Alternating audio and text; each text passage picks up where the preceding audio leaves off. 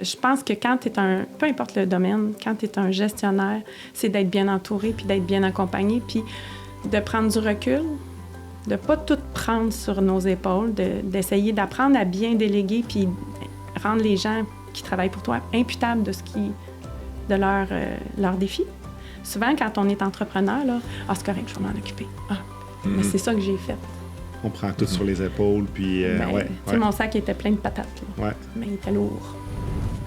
Bienvenue à Meilleur humain, meilleur monde, rencontre avec des entrepreneurs visionnaires du Québec. On est aujourd'hui dans les studios de Cool Studio à Granby. Je suis accompagné de mon associé Julien avec qui on fait des affaires ici à Granby même. On a la chance d'avoir avec nous Annie Chagnon de chez Chagnon Honda. Si vous aimez ce que vous voyez aujourd'hui, on vous invite à laisser un pouce en l'air à la vidéo et pourquoi pas aller vous abonner à notre chaîne YouTube du même nom, Meilleur humain, meilleur monde. Chaque semaine, on publie, on dépose en fait sur tous les médias sociaux, sur toutes les plateformes, des rencontres toutes plus inspirantes les unes que les autres avec des entrepreneurs visionnaires du terroir québécois. Merci Annie d'avoir fait une place dans ton agenda pour nous aujourd'hui. Ça me fait plaisir. Petite anecdote, parce que c'est quand même drôle de le dire, c'est la deuxième fois qu'on fait l'entrevue ensemble. La première fois, ça avait été complètement foiré parce qu'il y avait une tempête de neige. Notre technicien n'a pas pu se rendre. Finalement, le son n'a pas fonctionné. La lumière était complètement pas bonne. Et puis vraiment, on a l'impression qu'aujourd'hui, ça va être bien meilleur que la fois d'avant en plus. Oui, je pense que oui. Je pense qu'on méritait cette deuxième chance-là. On méritait cette deuxième chance-là. Alors, Annie, je lis des petits morceaux de ta bio que tu as eu l'amabilité de nous envoyer. Fait que, Annie, tu es la plus jeune d'une famille de 4 enfants. 2 garçons, 2 filles. Ton père a débuté dans l'automobile dans les années 60 et éventuellement chez Honda dans les années 80. Ta mère, elle s'occupait des enfants à la maison. Elle en avait quand même 4 à s'occuper. On la salue, on la félicite. Oui. Tu as toujours aimé les chiffres. Fait que tu t'es dirigé, tu as fait ton bac en sciences comptables à l'Université du Québec à Trois-Rivières. Tu as fini avec le titre de CGA. C'est en 98 que tu as l'opportunité de te joindre à l'entreprise familiale qui est la concession Chagnon Honda ici, pas bien loin ici à Granby finalement. Oui. Tu es également, toi aussi, maman, mère de 3 beaux garçons. 3 garçons. 3 garçons. 3 garçons. Ouais, t'es entouré d'hommes. T'es entouré d'hommes, oui. Exactement. Et tu mentionnes notamment dans ton parcours que tu as été une grande sportive. Tes garçons le sont aussi. Pour parler quelques petites mentions quand même honorifiques là, de votre entreprise ou de toi dans certains cas. Donc, il y a eu l'entrepreneuriat au féminin, un événement dans lequel tu as participé en mars 2018. Vous avez été nommé l'entreprise de l'année parmi les entreprises du mois sélectionnées, Gala Distribution en mai 2017. Bref, plusieurs belles distinctions pour cette entreprise-là qui a traversé les générations et les époques. Félicitations pour tous ces accomplissements-là. Merci. Ben oui. Merci beaucoup. Annie, dis-nous. Est-ce que tu savais que tu allais reprendre la business? Sincèrement, non. Je voyais l'opportunité, mais je me disais, moi, je m'en allais vers les chiffres. Si c'est ça, ce que je voulais surtout, c'est travailler en entreprise. J'ai rien contre les bureaux de comptables, j'ai fait 2 ans, mais je voulais travailler à même une entreprise puis me sentir impliquée dans cette entreprise-là. Évidemment, il y avait l'entreprise familiale, mais moi et mon père, on ne s'était jamais rien promis. Puis c'est ce que je dis à mes fils aujourd'hui. Si vous venez travailler chez nous, puis là, j'en ai un et demi, là, j'en ai un qui est à l'université, fait qu'il travaille l'été, puis le plus vieux est chez nous à temps plein depuis 4 ans. Moi, ce que je veux, c'est que vous soyez heureux. Fait que si c'est à la concession, parfait. Si c'est ailleurs, parfait. Fait que c'est un peu cette philosophie-là que je me suis dit, si je travaille là, c'est parce que je vais être bien, mais je veux travailler où est-ce que je vais me rendre. Pas utile, mais où est-ce que je vais être bien? Puis ça a donné que j'étais bien. Fait que ça fait 26 ans que je suis à la concession. Oui, 26 ans. Oui. Ça passe vite. Ça passe très vite. Puis à la blague, je vais vous dire que j'ai commencé à 10 ans. Là. Ça me rajeunirait, mais ça marche pas. Là. Non, mais c'est ça, ça fait 26 ans. Puis il n'y a pas une journée où je rentre puis que j'ai pas le goût d'aller travailler. Je suis vraiment bien. Fait que je suis contente du choix que j'ai fait. Puis il y a eu des petites étapes. Là, en chemin, j'ai sauté un peu vite dans certaines étapes, mais que j'ai le goût que tu nous racontes, parce qu'il y a eu ta sœur d'impliquer, il y a eu ton frère d'impliquer, ton père, évidemment. Mm-hmm. Conte-nous un peu les différentes étapes là, dans la transition que c'est parti de ton père à vous autres. Évidemment, mon père est devenu le seul et unique propriétaire en 93. Mon frère était déjà là. Ma sœur était déjà là. Moi, j'étais aux études. Donc, c'est ça. Tout ça pour dire que mon père, il a tranquillement délégué à ma sœur. Moi, je suis arrivée en 96. Fait que pas tellement tard, mais il était là. C'était drôle parce qu'il partait en Floride avec ma mère, puis il nous faisait confiance. Il nous appelait pas pour avoir les chiffres, il nous appelait pas pour nous questionner. On a senti qu'il nous a transmis tranquillement le flambeau. Ça, c'est les premières fois, il partait 1 mois et demi. Après ça, c'est tout l'hiver.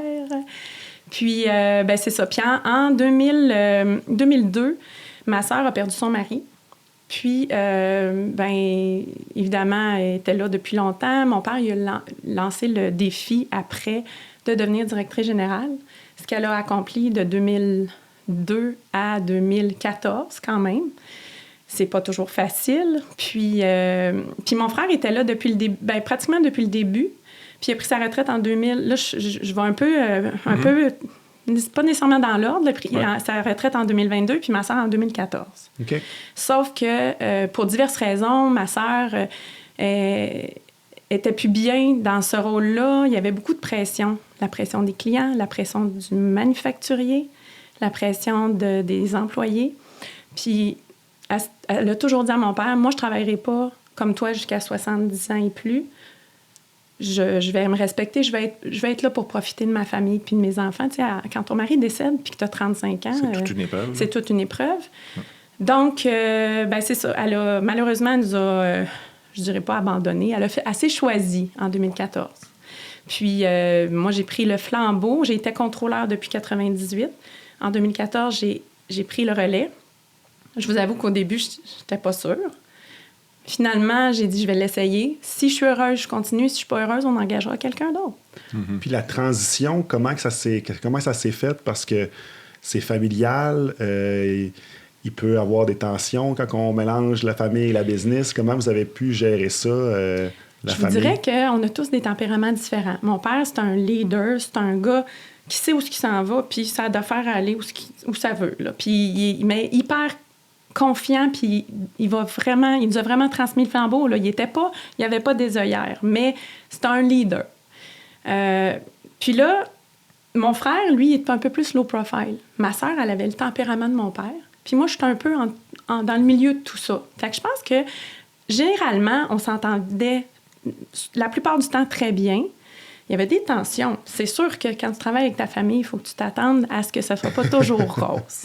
Mais, tu sais, les tensions, ça ne durait pas. Puis honnêtement, moi puis ma sœur, je vais vous le dire, là, à part la dernière année qu'elle a travaillé chez nous, moi, je disais tout le temps, si on était une personne, on serait une personne parfaite. On se complétait, vraiment.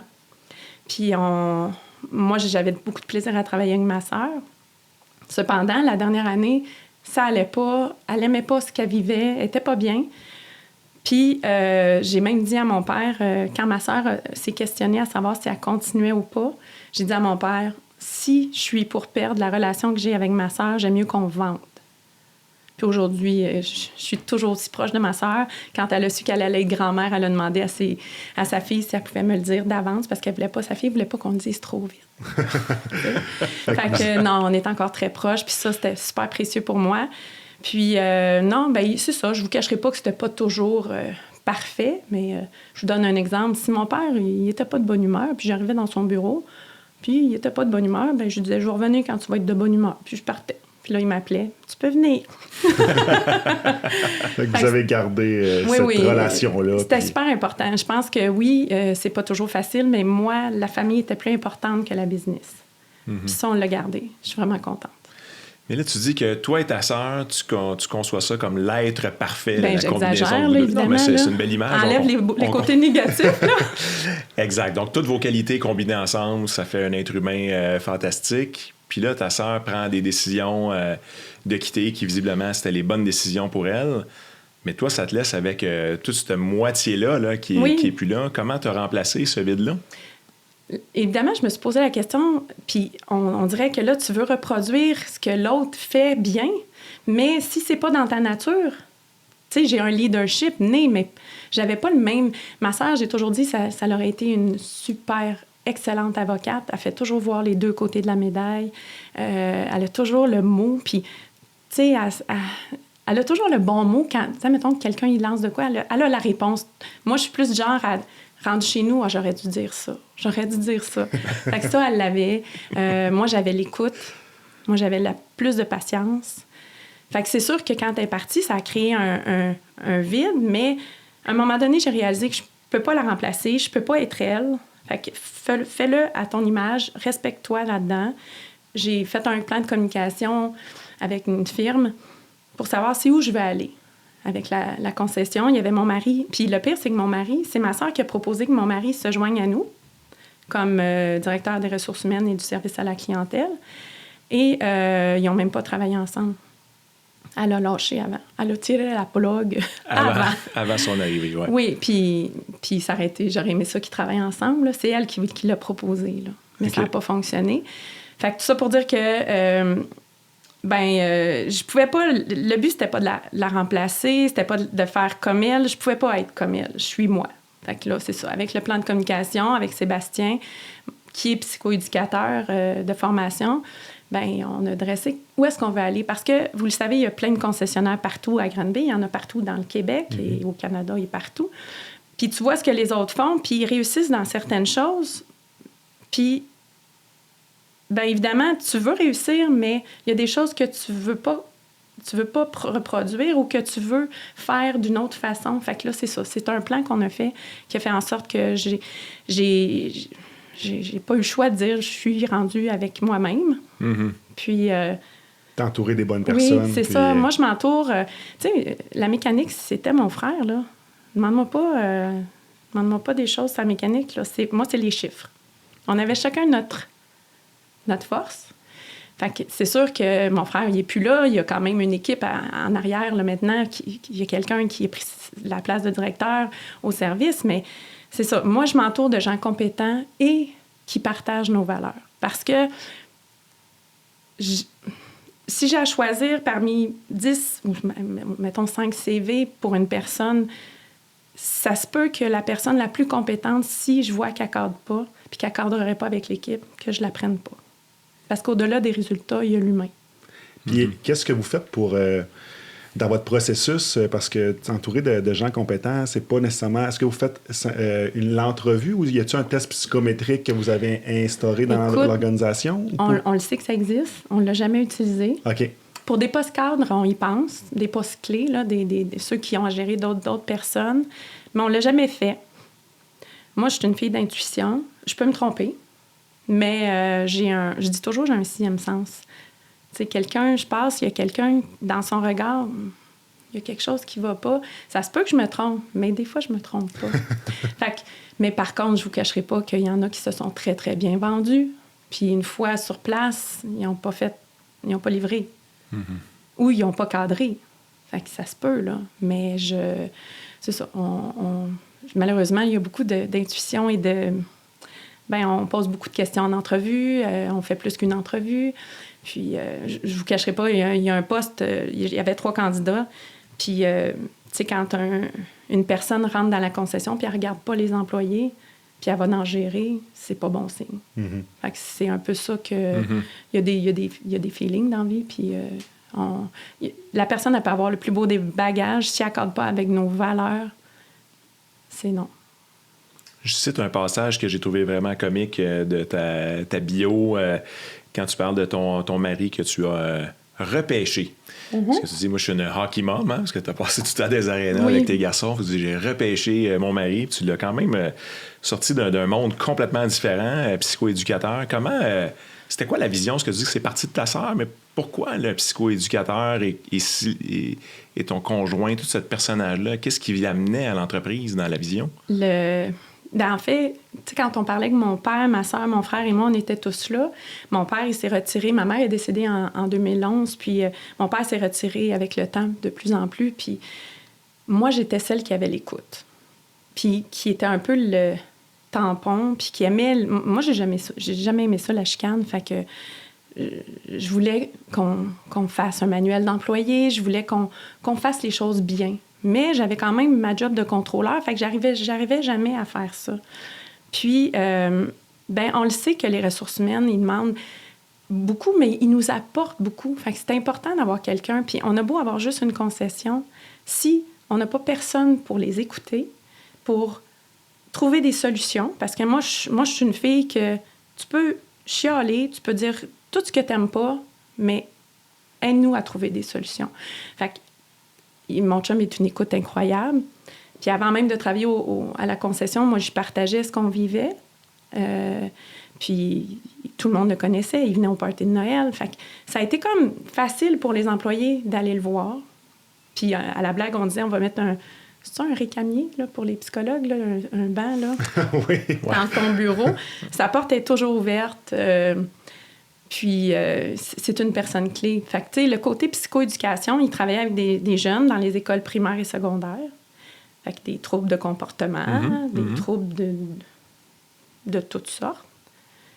Ben c'est juste que les enfants sont plus grands. Il y en a encore. C'est vrai. T'sais, on est humain. On est humain quand on est petit, mais on est humain quand on est grand. Puis d'avoir quelqu'un qui prend le temps. Puis il fait pas toujours ce que l'employé veut, mais il va essayer de trouver une solution. Puis là, oui, il fait partie de la direction, mais il est capable de voir l'impact des deux côtés, puis il amène des solutions. Puis, écoute, je m'en passerai pas, là, parce que c'est avec nos employés qu'on avance. C'est avec eux qu'on va où ce qu'on veut aller. Puis en plus, ils s'occupent du service à la clientèle, puis les clients, oui, on veut les satisfaire. Nous autres, ce qu'on veut, c'est que leur expérience soit à la hauteur de leurs attentes. Sauf que si on n'a personne pour les écouter, si on leur ferme la porte au nez, on n'avancera pas. Effectivement, puis j'aime le fait que tu as sorti, tu as repêché cette personne-là qui est ton mari à joindre l'équipe, puis tu as vu plus loin que tu as vu la vision, tu as vu l'opportunité aussi d'amener cette ressource-là pour tes employés, au-delà du fait qu'il va aussi faire le rôle de gestionnaire. Donc, c'est ce que j'aime, les entrepreneurs, c'est qu'on trouve des solutions à des problèmes, dans le fond. On est tout le temps en mode solution, finalement. Tu sais que certains concessionnaires diraient que c'est une dépense parce qu'il ne vend rien, il n'est pas productif. Ça, il y en a qui n'aiment pas ça quand on dit ça. Parce que moi, j'ai toujours dit que quand j'étais contrôleur, je n'étais pas productive. Mais on s'entend. Ce que je voulais dire, c'est que je ne vendais pas rien, là, tu sais. C'est un cost center. Toi, tu le vois comme un investissement. Moi, je le voyais comme un investissement, mais il y en a tellement qui voient ça comme un coût, puis c'est tellement pas un coût. Puis au-delà du salaire de cette personne-là, c'est tout ce qui vient avec qui est important. Fait que, puis, tu sais, tu dis que c'est moi qui ai repêché. L'idée est venue de ma sœur parce que... Tu sais, moi, mon chum me l'a déjà dit. Moi, c'est moi qui devrais s'occuper des ressources humaines. Puis j'ai dit, tu coûtes trop cher. Mais ma sœur, elle a proposé, elle dit, là, Sébastien pourrait essayer ça pendant 1 an. Ils ont l'opportunité de prendre des années sabbatiques dans les commissions scolaires. Fait qu'elle dit, pourquoi y aurait-tu le goût? Puis on va s'arranger pour que ça vous impacte pas au niveau du budget familial. Puis en fait, ce qu'on a convenu, moi et Sébastien, c'est si ça nuit à notre couple et à notre famille, on arrête après l'année. Puis ça n'a pas du tout nuit, là. Il a donné sa démission avant même la fin de son année sabbatique. Il a trippé. Est-ce qu'il trippe encore autant? Oui, mais il trippe autant. Il trippe autant. Il trouve ça... Là, ce qu'il trouve difficile, je pense, je vais parler pour lui, c'est qu'il y a plusieurs chapeaux. Parce que moi, je l'ai impliqué dans la gestion. Moi, je me suis dit, je veux que tu comprennes les... Je voulais pas qu'il devienne comptable, là, loin de là, mais je veux que tu comprennes un peu l'impact des chiffres. Fait qu'on a des groupes excellence avec les autres concessionnaires et ils participent, puis ils comprennent de plus en plus. Fait que les objectifs des équipes, il est capable de voir, OK, eux autres, c'est ça leur objectif. Fait que, puis je trouve ça bon d'avoir ce côté-là, mais c'est pas lui qui va faire les analyses. C'est pas ça que je veux. Je veux juste qu'il soit conscient des chiffres. Fait que là, il dit, c'est juste que là, j'ai le côté humain, ressources humaines, service à la clientèle, mais j'ai le côté gestion aussi. Je pense que ça, il aime ce côté-là, il apprend, mais il trouve que des fois, ça peut paraître un peu plus lourd. Mais je pense qu'il est aussi content et heureux et apprécié, surtout. Vous viendriez demander à l'équipe, là, s'il y en a un qui dit qu'il n'est pas content que Sébastien est là, je suis certaine qu'il n'y en a pas un. Mais ce que j'aime dans ce que tu dis, c'est que tu amènes aussi la personne qui est dans ce cas-ci, ton mari, à aller à apprendre d'autres choses aussi. Donc, c'est un sentiment d'appartenance aussi que cette personne-là peut développer en ayant, OK, elle me fait confiance, au-delà du fait que c'est ma femme, mais elle me fait confiance dans mon développement au sein de l'organisation, tu sais. Mais je l'ai sorti souvent. Je suis convaincu que tu fais ça aussi avec tes employés, Oui. dans l'ensemble de tes employés. Fait que c'est une belle qualité en tant qu'entrepreneur aussi d'avoir ça pour ses employés, là, de les faire grandir au sein de l'organisation. Sortir de la zone de confort. Oui, bien, je l'ai sorti une couple de fois. Des fois, il me dit des choses. Pourquoi tu l'as pas dit? Dis-le. C'est très, très pertinent. Oui, mais ça fait pas longtemps que je suis dans l'automobile. C'est pas grave, c'est pertinent. C'est une vision. Puis des fois, quand quelqu'un arrive de l'extérieur, c'est pas mauvais une paire de lunettes différentes. Fait qu'il arrivait avec des idées, mais il osait pas les dire. Là, j'ai dit, vas-y, t'es capable. Fait que oui, effectivement, je l'ai sorti souvent de sa zone de confort. Puis on essaie aussi de tu sais, nous, il y a des employés qui... il y a des employés qui ont quitté, qui sont revenus. Il y a des employés qui sont ici, chez nous, depuis plus de 15, 20 ans. J'ai calculé, je l'ai écrit, j'avais fait une analyse. 33% des employés, ou 35% si ça fait plus de 15 ans, puis 30% ça fait plus de 10 ans. On a une belle fidélité de nos employés. Puis ça, pour moi, ça veut dire qu'on les traite bien, bien traités. On les accompagne bien. Puis il y a même un de nos employés qui est rendu à son 5e poste dans la concession.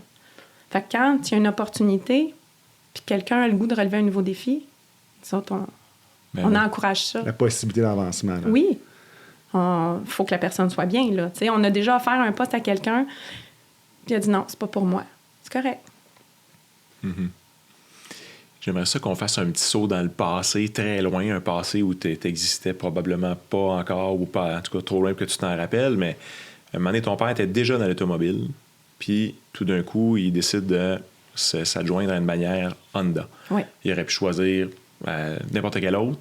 Il a choisi celle-là. C'est quoi l'histoire derrière ça? Pourquoi celle-là plutôt qu'une autre? Qu'est-ce qui a été le mariage entre Honda et la famille Chagnon? De ce que mon père, de ce que j'ai entendu de sa bouche, là, il a trippé sur cette marque-là qui arrivait, qui était un peu innovatrice, qui avait du gaz. Tu sais, mon père, c'était un homme qui avait du gaz. Mais il y en a encore, mais il est plus vieux, là. Il y en a moins, évidemment. Mais ce que je veux dire, c'est que mon père, j'ai toujours trouvé qu'il était avant-gardiste. Puis il a été longtemps chez GM, puis cette franchise-là, cette marque-là l'a attiré tout de suite.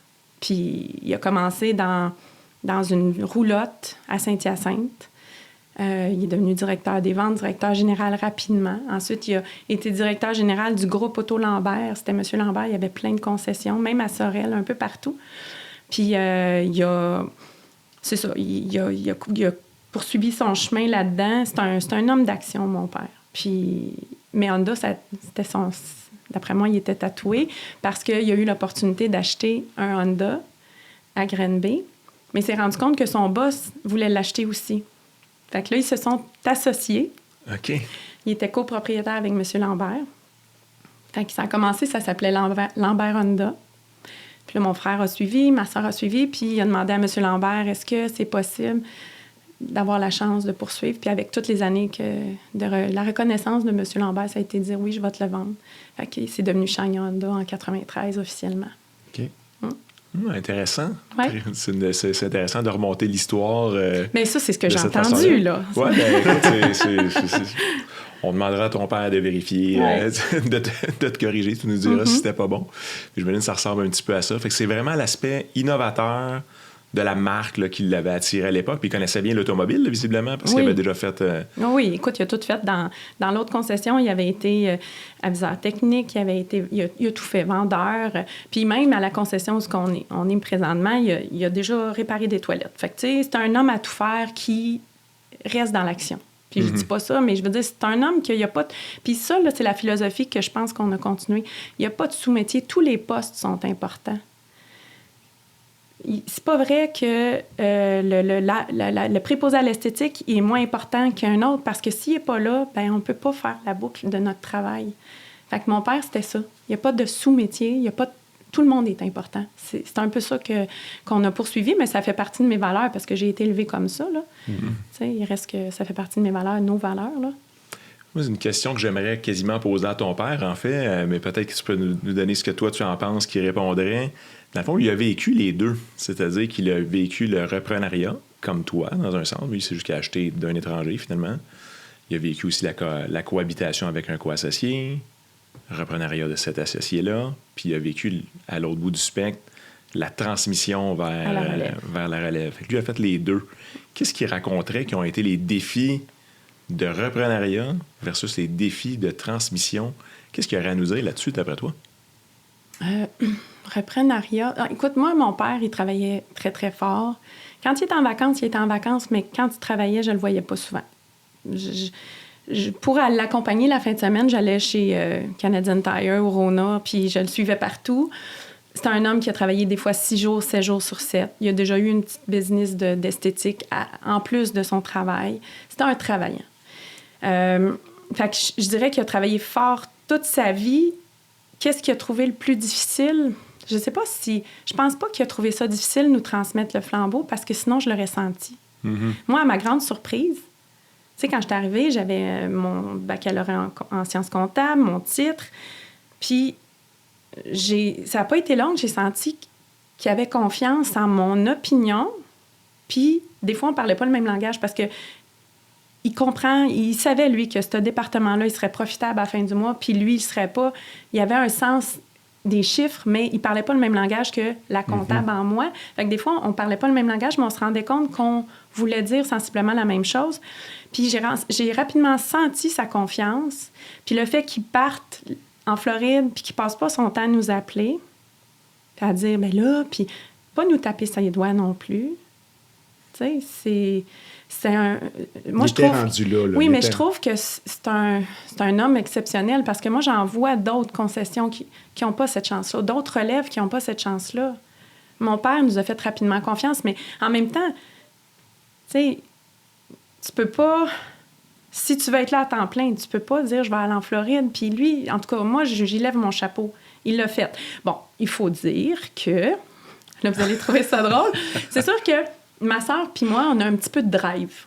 Fait que des fois, on y tasse un petit peu ses œillères. Des fois, ça arrivait, parce que c'est quand même un homme d'une autre génération, mais il était très ouvert, puis toujours ouvert à écouter ce qu'on avait à dire. Des fois, on y dit, ça faisait son bout de chemin, mais j'y lève mon chapeau. Moi, je trouve qu'il a fait ça de main de maître. Puis est-ce que le fait que lui vous fasse pleinement confiance comme ça, parce que des fois... ce qu'on entend, c'est pas tout le temps de cette façon-là que ça se passe. Non. Mais est-ce que ça peut être intimidant à un certain point de « OK, mon père, tu sais, il me laisse vraiment les rênes, puis là, faut que je fasse ce qu'il y a à faire, finalement. » Puis est-ce que c'est intimidant ou... Non, moi, j'ai senti ça tellement positif. Je l'ai senti de l'autre sens. Okay. Tu sais, ça aurait pu me mettre une pression.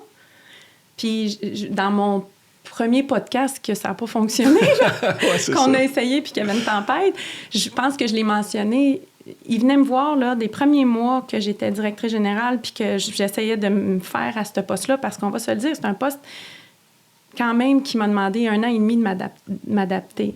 Tu sais, la comptable en moi avait une liste de choses à faire, elle en faisait les 3/4 dans une journée. Mais quand tu es assis à ce poste-là, si tu as une liste, ça se peut que tu en fasses 0. Puis mon mari me disait, ben t'as fait d'autres choses. Oui, mais il a fallu que je m'adapte à cette réalité-là que même si tu as des objectifs de ta journée, ça se peut que ça se déroule carrément autrement. Fait que c'est ça. Tout ça pour dire que mon père, il était venu dans les premiers mois.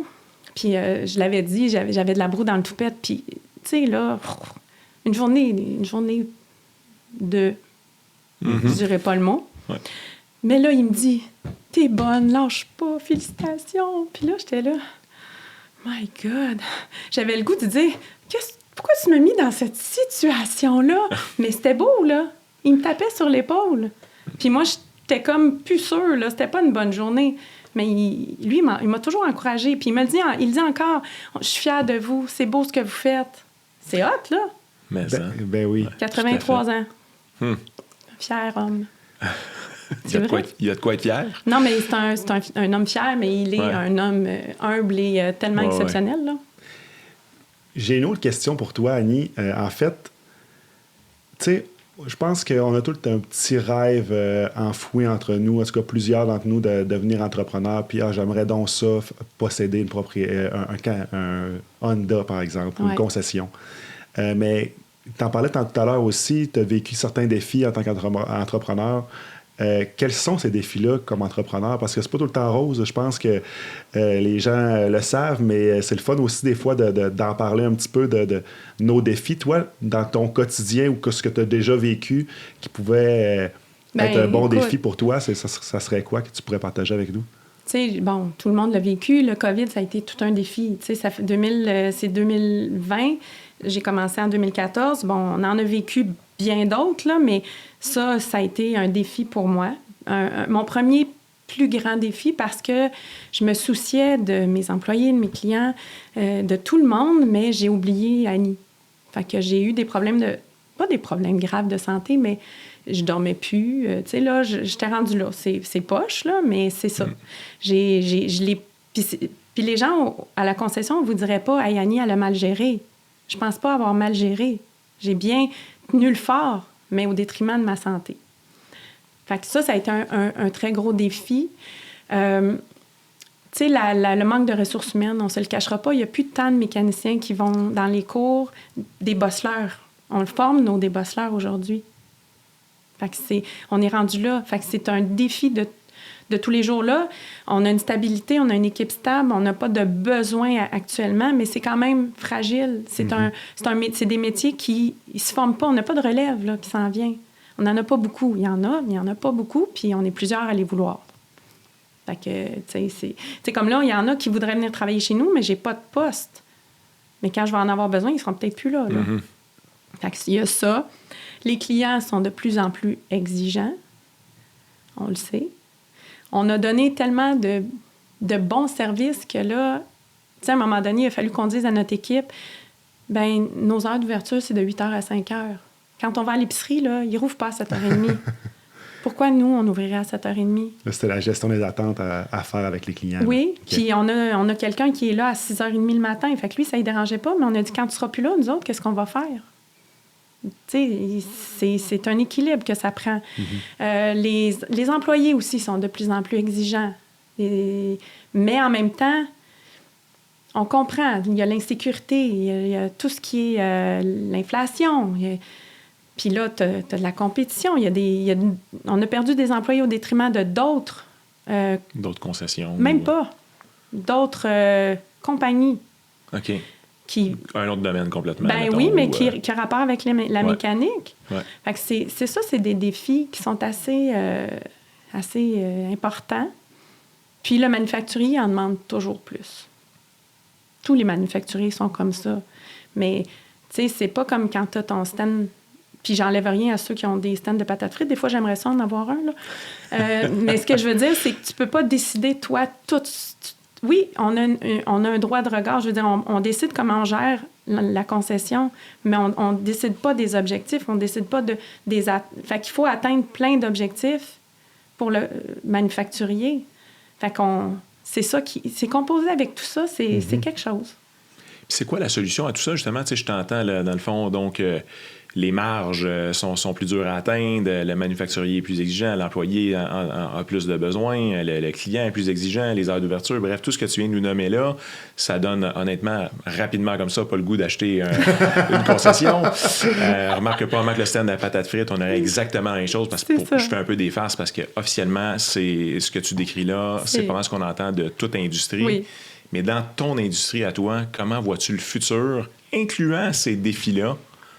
Je m'en allais vous dire, Respire Relax. Moi, c'est une application merveilleuse qui m'aide à respirer. Ça, en partant, ça a changé ma vie. Parfait, on note. Ouais, Respire Relax. Mais parfait. Respire Relax, mais c'est d'être bien accompagné. Puis je vous cacherai pas, j'ai une coach qui m'a aidée qui m'aide à... Puis mon chum, c'est mon meilleur coach, c'est mon ground, c'est mon phare, mais il partage ma vie depuis 33 ans, puis des fois, on travaille ensemble, on est quasiment... pas toute la journée ensemble, mais on est souvent ensemble. Fait que, tu sais, des fois, de sortir puis d'avoir quelqu'un d'autre. Une autre vision. Une autre vision, mais elle va dans le même sens que lui. C'est juste que j'ai besoin d'entendre de quelqu'un d'autre aussi. Ouais. Fait que j'ai une coach qui m'a accompagnée beaucoup, qui m'a aidée. Fait que je pense que quand tu es peu importe le domaine, quand tu es un gestionnaire, c'est d'être bien entouré, puis d'être bien accompagné, puis de prendre du recul, de pas tout prendre sur nos épaules, d'essayer d'apprendre à bien déléguer, puis rendre les gens qui travaillent pour toi imputables de leurs défis. Souvent, quand on est entrepreneur, là, c'est correct, je vais m'en occuper. Mais c'est ça que j'ai fait. On prend tout sur les épaules, puis... Mon sac était plein de patates, là. Ouais. Mais il était lourd. Donc, c'est ça. Je pense que c'est ça, le défi. Puis depuis que je fais ça, je vois plus... Les choses qui m'atteignaient avant ne m'atteignent plus de la même façon. Ils me coupent pas je les gère, là, tu sais, je suis capable de... Mais je les gère différemment. Fait que c'est apprendre à mieux gérer ces défis-là. Tu vois le verre, finalement, à moitié plein plutôt qu'à moitié vide. Oui. Puis ça, ça change la mentalité. La donne. Oui. Tout à fait. Puis même dans ma période où je gérais pas bien ici, je rentrais jamais de reculons. Là. Je l'aimais, ma job, mais sauf que ma santé s'en allait, là, tu sais. Parce que quand tu dors plus, vous savez ce qui vient avec. La chaîne, elle se met à débarquer. Là. C'est ça. À partir de là. Ouais. Tout à fait. Fait que je vous dirais que c'est ça. C'est ça, le défi, c'est d'être capable de prendre le recul, de prendre le temps. Parce que, tu sais, on n'a jamais le temps pour ça. Hein? Ouais. T'sais, ma coach a dit, si tu le mets pas dans ton horaire, tu le feras pas. Ça n'arrivera pas. Fait qu'il faut que je le mette dans mon horaire. OK. Parce que vous avez vécu aussi, tu sais, tu parlais de la pandémie, mais encore là, peut-être plusieurs industries, mais notamment la tienne, le supply chain, à un moment donné, là, que... on me disait que chez certaines concessions, il y a déjà eu 1000 autos dans le driveway, puis là, tout d'un coup, il y en avait 24, là, tu sais, 3. Tu vois, notre cour est grande, hein? Fait que ça paraît encore plus quand t'es vide, là. Oui, c'est ça. Oui. C'était épouvantable. On n'avait pas d'auto. Après ça, il y a eu la pénurie de puces. Puis là, les puces rentraient pas. Puis là, c'est des back-orders par-dessus back-orders. Mais ça a l'air que c'est pas juste dans l'automobile. C'est bon. Je veux dire, ça me rassure. Ouais. Mais oui, c'est tout plein de défis comme ça qu'il faut composer avec. Puis, tu sais, Honda, il a toujours été avant-gardiste. Moi, j'ai toujours trouvé que Honda, c'est une compagnie intelligente, une compagnie d'ingénierie qui analyse beaucoup, qui prend peut-être pas les risques des autres manufacturiers, qui va pas faire ça pour faire ça après. C'est comme ça. Fait que, tu sais, on nous reproche qu'il n'y a pas beaucoup d'électrique. Puis on a notre premier qui va rentrer. On a déjà eu un hybride branchable, mais là, on va avoir notre premier électrique. Mais en quelque part, avec ce qui se passe avec l'électrique aujourd'hui, là, on ne peut que dire, coudonc, ils sont pas si fous que ça. Exact. C'est pas si fou d'attendre de voir où est-ce que qu'est-ce que les autres faisaient, là. Ouais. Tu sais. Mais c'est ça. Il reste que c'est pas nous autres qui produisons les autos. Fait qu'on est quand même très dépendants. Puis... Ouais. Vous n'avez pas le choix de vous fier sur votre partenaire pour livrer son bout de la marchandise qui est l'innovation, fabriquer des nouvelles voitures qui vont être tout à fait. Qui vont adresser des besoins de certains marchés. Ça fait que la cour est moins pleine, mais ça coûte moins cher de financement d'inventaire. Tu peux-tu nous donner en primeur quelques affaires qui s'en viennent sans que ce soit nécessairement commercial? Non, mais je pense que ça a été dit dans les journaux. Moi, je l'ai vu à Las Vegas, la nouvelle Prélude hybride. Okay. Je pense que c'était le coup de cœur de tous ceux qui y étaient. Elle est vraiment belle.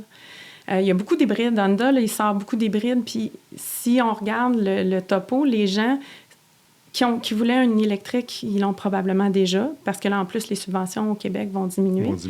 Fait que Honda, là, il sort beaucoup d'hybrides. Fait que c'est un beau compromis parce que c'est moins cher qu'un électrique. Mais, puis, tu sais, vous savez, Honda, ça a été... Je pense que c'est le premier manufacturier qui a sorti un véhicule hybride. OK. Fait que puis il est vert depuis des années, là. Tu sais, là, le taux de CO2, il a toujours respecté ça, puis il a toujours été en bas. Le niveau de consommation oui. aussi.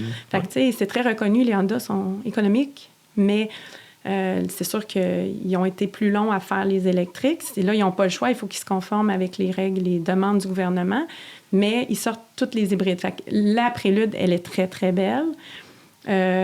Éventuellement, il va y avoir des VUS électriques.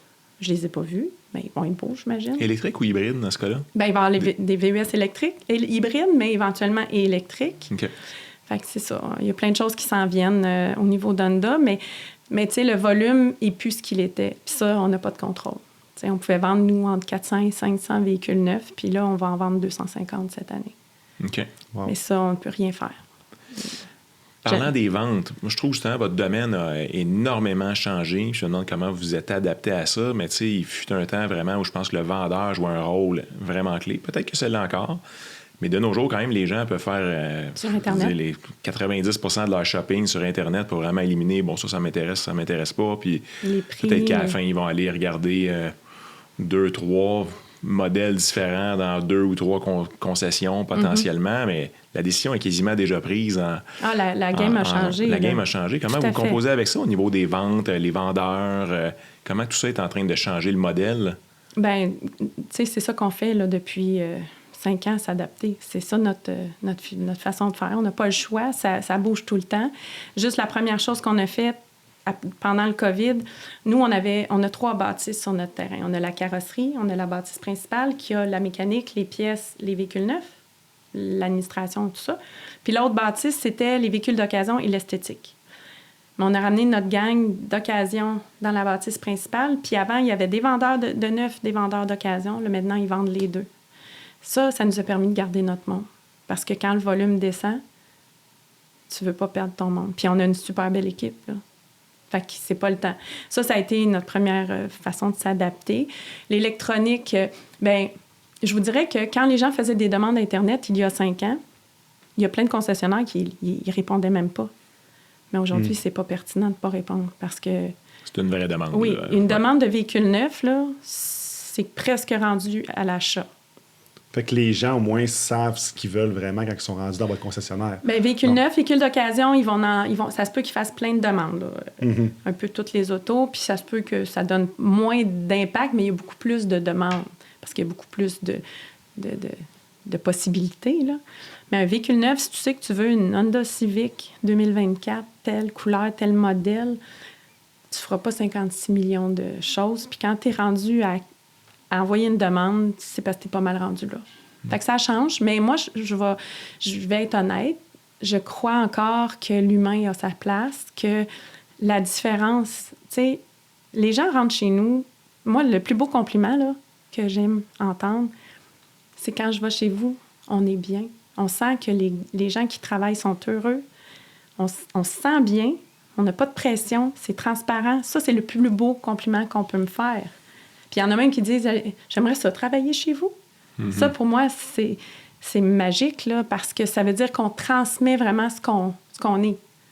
Fait que, tu sais, je me dis, s'il n'y a plus de vendeurs puis c'est des machines, moi, j'espère qu'on n'arrivera pas là. C'est ça. Fait que c'est pratiquement rendu, vous êtes adapté pour que ça soit quasiment c'est plus rendu des conseillers, finalement, aux ventes, plutôt que... des vendeurs directement. Quand on a un client qui rentre, il faut qu'il sorte avec un auto. Là, c'est plus de même. Non, la ça aurait vision toujours a changé. dû être comme ça parce que le client qui dit « Moi, je veux un pilote », mais qu'il n'y a pas d'enfant, il n'y a rien, il te traîne lui tout seul. Pourquoi tu veux un pilote? Est-ce que le CRV ferait ton bonheur? En quelque part, on est là pour ça, pour les conseiller. Au-delà de vendre un véhicule, on veut qu'ils soient contents de leur choix. On ne veut pas qu'après, ils partent et qu'ils disent « J'ai fait le mauvais choix ». Fait que oui, ça aurait dû toujours être des conseillers, mais malheureusement, c'est pas perçu comme ça partout. Puis je suis contente quand on se fait dire que c'est ça que les gens ressentent.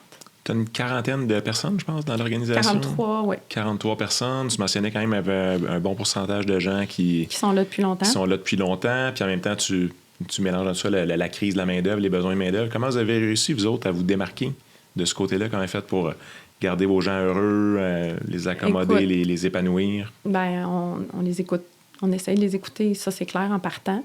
On a mis des congés mobiles en fonction du nombre d'années qui s'ajoutent. Fait que si ça fait 20 ans, 15 ans, 10 ans, bien, tu as plus de congés. Fait que ça, c'est une façon qu'on s'est dit, c'est win-win. C'est une petite plus-value. On les écoute. On essaie de...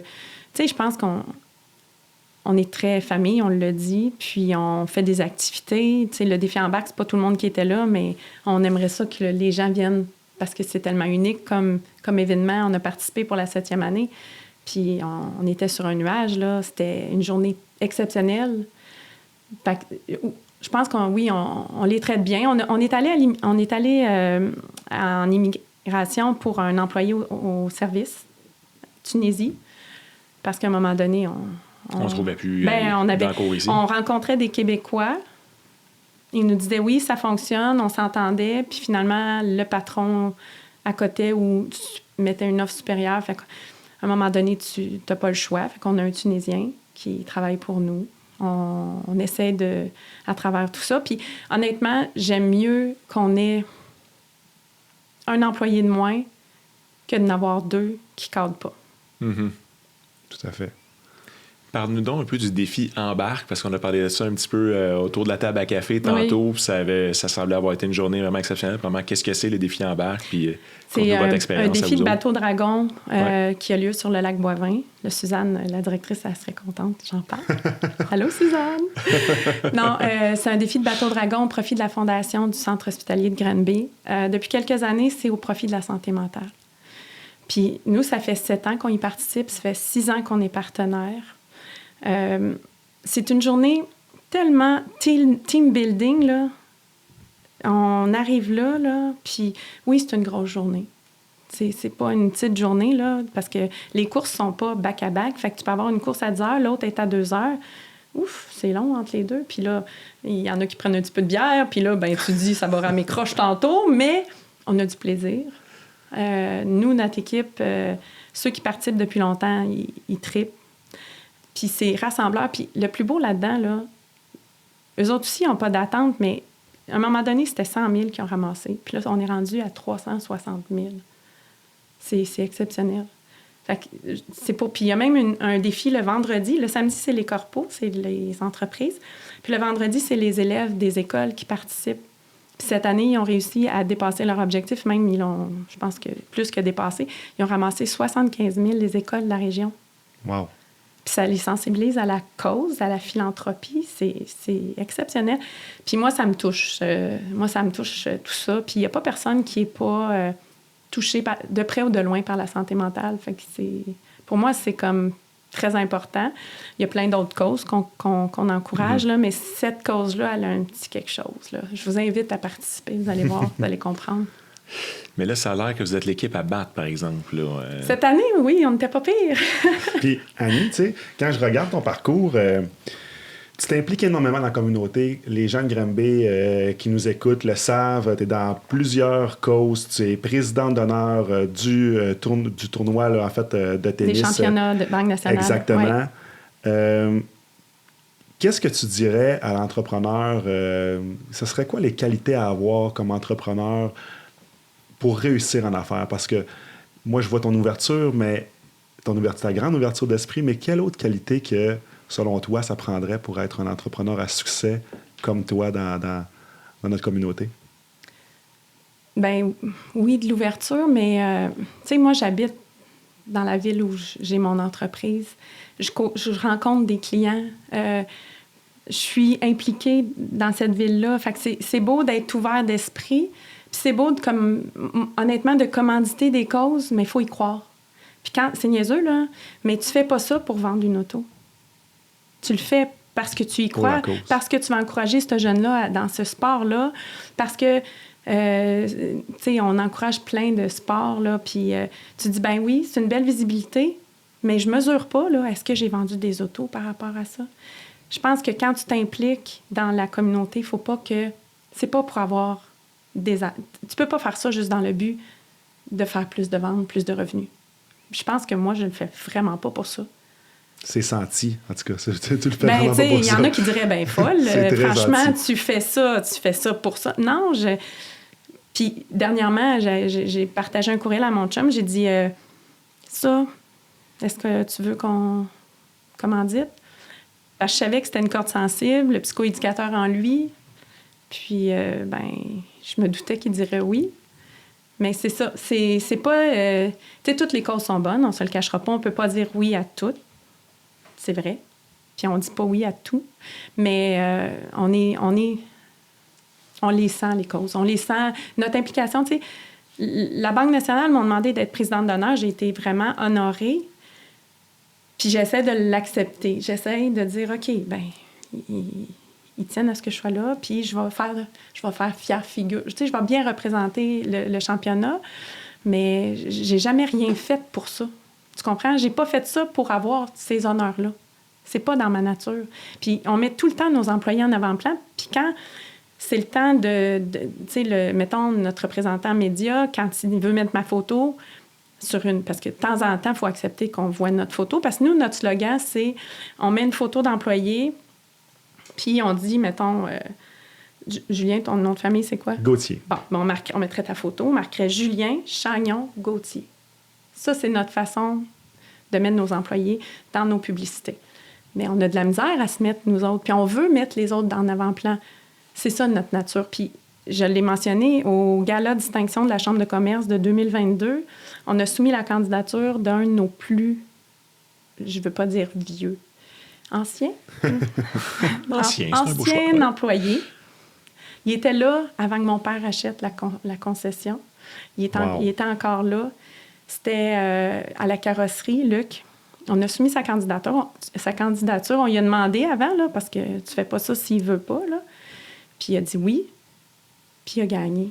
Puis il y a quelqu'un qui m'en a parlé au gala dans fin de semaine. Une personne, elle m'a dit, moi, elle dit, je braille pas, là, mais là, j'ai braillé. Parce qu'il était touchant. Il est allé parler en avant. Puis c'était un employé que je l'ai entendu parler beaucoup, mais je lui ai demandé parce que je trouvais ça important de souligner tout son parcours. Puis les employés de la carrosserie, ils disaient que c'était l'âme de la carrosserie. C'est beau, hein? L'âme de la carrosserie, ben oui, tout à fait. Il a dû être touché de ça. Oui, très touché. Il a été très touché, puis il a bien fait ça. Il a parlé en avant, on dirait qu'il avait fait ça toute sa vie. Il a été bon. Mais tu vois, faut pas... Oui, on est là pour faire de l'argent. On est en affaires pour faire de l'argent, parce que si on n'en fait pas, ben on ne pourra pas continuer à être en affaires. Mm-hmm. Mais au-delà de ça, il faut le faire pour les bonnes raisons. Puis je pense que c'est ça qui nous démarque, c'est qu'on le fait pas... Moi, j'ai jamais fait ça. Cette année, j'ai jamais demandé... Tu sais, je veux dire, j'ai pas fait ça pour être nommée présidente du tournoi. J'ai été demandée à être au panel, au dîner féminin, là, au féminin pour la Chambre de commerce. Je suis pas habituée. Ça fait comme, moi? Tu sais? Puis vous qui me demandez de faire un podcast, c'est comme, oh, OK. C'est pas dans... Mais il faut le faire pour les bonnes raisons. Je sais pas si je réponds à ta question. Tout à fait, 100%. Puis c'est ce que tu fais, puis c'est senti, puis c'est certainement pas un hasard que cette personne-là, votre employé, que ça fait 50 ans? Non, tu vois, ça fait 30 ans que Chagnon existe. Il était là avant. Fait que là, je pense que ça fait 35 ans. 35 ans. À peu près. Qui est là, c'est pas un hasard, tu sais. C'est que c'est familial Honda, puis on dirait que c'est peut-être pas toutes les concessions, parce qu'il ne faut pas mettre tout le monde dans le même bateau, mais il y a beaucoup de concessions, du moins des Honda, que c'est très familial. Tu sais, mon père a tout le temps eu Honda. Oui, tu m'avais dit ça. Tu sais, je t'avais déjà dit. Puis on dirait qu'il y a une fidélité des clients chez Honda. Puis je pense que ça part de la personne qui dirige cette concession-là, puis de la famille que vous êtes finalement chez Honda. Oui, puis tu sais, pour ajouter à ce que je t'ai dit tantôt, c'est pas être impersonnel, c'est être accessible. Si tu es en affaires, puis que tu veux pas parler à tes clients, puis tu veux pas... Tout ce que tu veux, c'est faire de l'argent. Moi, je pense pas que ça va fonctionner. C'est ça, moi, ma philosophie. Puis, je suis une comptable, puis je regarde les chiffres, mais j'accorde pas tant d'importance. Tu sais, on dit souvent, moi puis mon mari, que le chemin parcouru par nos employés est aussi important que le résultat. Wow. Fait que s'ils n'atteignent pas le résultat, mais qu'on a vu qu'ils ont travaillé fort, on va le considérer. Fait que c'est comme ça qu'on fonctionne. Comment ça a été d'accueillir le Tunisien dans l'équipe? Mohamed, ça a bien été. Ça a été tout un défi parce qu'il est arrivé seul. Sa femme est arrivée 1 an plus tard. Fait que c'est toute une adaptation. On y a trouvé un loyer. On y a trouvé des meubles. C'était pas nécessairement... tu sais, quand les loyers ont augmenté, j'aurais aimé trouver le plus beau loyer du monde, mais il fallait que je respecte son budget. C'est quelque chose. C'est beaucoup de temps, beaucoup d'énergie. Puis c'est pas la même mentalité. Puis il parle français, mais on parle pas le même français. C'est pas facile au début se comprendre. Mais on a un employé de plus, puis c'est ça qui est important. Oui, puis en plus, cette histoire-là, on l'a entendu quand même de beaucoup d'entreprises, mais tu sais, qui vont en accueillir 5 du même coup, 10 du même coup. Fait que lui, il est le seul Tunisien dans un groupe de 43 Grands-Béiens. Oui, mais je pense qu'il a été bien accueilli. Il y a personne qui l'a mis de côté, puis c'est un sociable. Fait que, Tu sais, il dit bonjour, puis il est pas dans son coin. Mais c'est sûr que c'est quand même pas la même réalité, là. Je veux dire, il arrive dans une nouvelle ville, nouveau pays, tout est nouveau. Ben oui. Fait que c'est clair que ça a été beaucoup d'adaptation pour lui. C'est plus dur pour lui que pour nous, là, je te dirais, là. OK. Mais c'est ça. Bon. Est-ce que c'est une expérience que vous recommenceriez, tu sais? Ben, tu sais, on l'a fait quand je filais pas. OK. Ben, quand je filais moins. Fait que Ouais. j'ai trouvé ça très difficile. Beaucoup de temps, beaucoup d'énergie, beaucoup d'attente, beaucoup de... Fait que là, je sais pas. Je sais pas parce que je le referais pas, mais là, on dirait que j'associe ça avec ma période où... J'aime pas ça dire que je filais pas, mais où j'étais... Il faut être honnête aussi. Ben oui, puis c'est ça. Ça arrive, il y a haut et les bas dans la vie à tout le monde. Bien sûr. Ben c'est ça. Fait que comme ça nous a demandé beaucoup de temps et d'énergie, je te dirais non, mais c'est pas pour la plus-value, là. C'est comprends. pour le temps et l'énergie.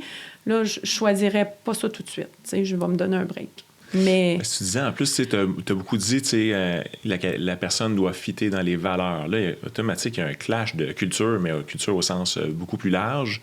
Le reste de ton groupe employé, tu sais, est-ce que justement, ils l'ont accueilli pour ses différences? Est-ce que ça a même Oui, été... oui. Je disais pas la mascotte, mais tu sais, un peu, c'est spécial, là, tu sais, d'aller... Oh oui, il y a même un de nos employés qui l'a invité à souper. Ah oui, c'est ça, OK. Mais tu sais, c'est ça.